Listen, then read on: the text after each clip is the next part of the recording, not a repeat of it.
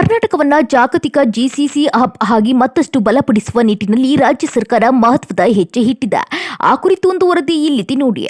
ಹೌದು, ಬೆಂಗಳೂರಿನಲ್ಲಿ ನಡೆದ ಕ್ವಾಲಿಟಿ ಕನೆಕ್ಟ್ ಕಾರ್ಯಕ್ರಮದಲ್ಲಿ ಎಐ ಸಂಶೋಧನೆ, ಉತ್ಪಾದನೆ, ಅಭಿವೃದ್ಧಿ ಹಾಗೂ ಭವಿಷ್ಯದ ತಂತ್ರಜ್ಞಾನ ಕ್ಷೇತ್ರಗಳಲ್ಲಿ ಕರ್ನಾಟಕ ಪಾತ್ರವನ್ನ ಮತ್ತಷ್ಟು ವಿಸ್ತರಿಸುವ ಕುರಿತು ಚರ್ಚೆ ನಡೆಯಿತು.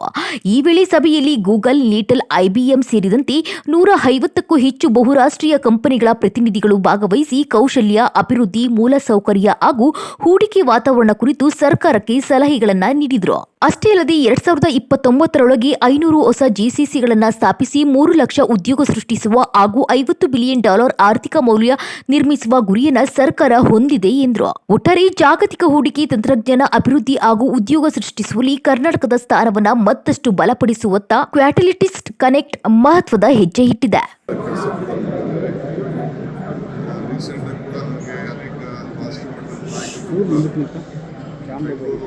ಬೆಳೀತಾ ಇರೋ ಬಗ್ಗೆ ಎಲ್ಲ ಕೂಡ ಕಲಿಸಿದ್ದಾರೆ.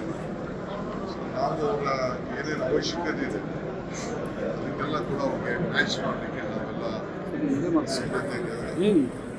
ಹೊಸ ಪಾಲಿಸಿ ಬಗ್ಗೆ ಕೂಡ ಬೇರೆ ಸ್ಟೇಟ್ಗಳು ಸ್ವಲ್ಪ ಅವಶ್ಯಕತೆ ಇದೆ ಅಂತ ಹೇಳ್ತಾರೆ. ಬಟ್ ಅದನ್ನು ನಾವು ಆಲೋಚನೆ ಮಾಡ್ತೀವಿ.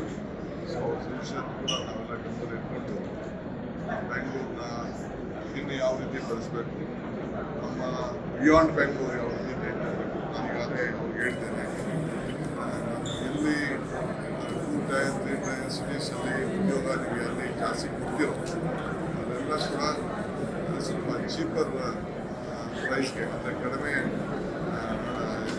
ಬಾಡಿಗೆ ಹಣದಲ್ಲಿ ಜಾಗ ಸಿಗಲಿಕ್ಕೆ ನಾವು ವ್ಯವಸ್ಥೆ ಮಾಡ್ತೀವಿ. ಬೆಸ್ಟ್ ಬಿಲ್ಡಿಂಗ್ಸ್ ಅಲ್ಲೂ ಕೂಡ ಹೊಸ ಬೆಂಗಳೂರುಗಳನ್ನು ಈಗಿರೋಂಥ ಕಾರ್ಪೊರೇಷನ್ಗಳು ಇವತ್ತು ಏನು ಮಂಗಳೂರು ಇರ್ಬೋದು, ಗುಲ್ಬರ್ಗ ಇರ್ಬೋದು, ಬೆಳಗಾವಿ ಇರ್ಬೋದು, ಧಾರವಾಡ ಇರ್ಬೋದು, ಯಾವುದೇ ಕಾರ್ಪೊರೇಷನ್ಸ್ ಬಿಯಾಂಡ್ ಬೆಂಗಳೂರು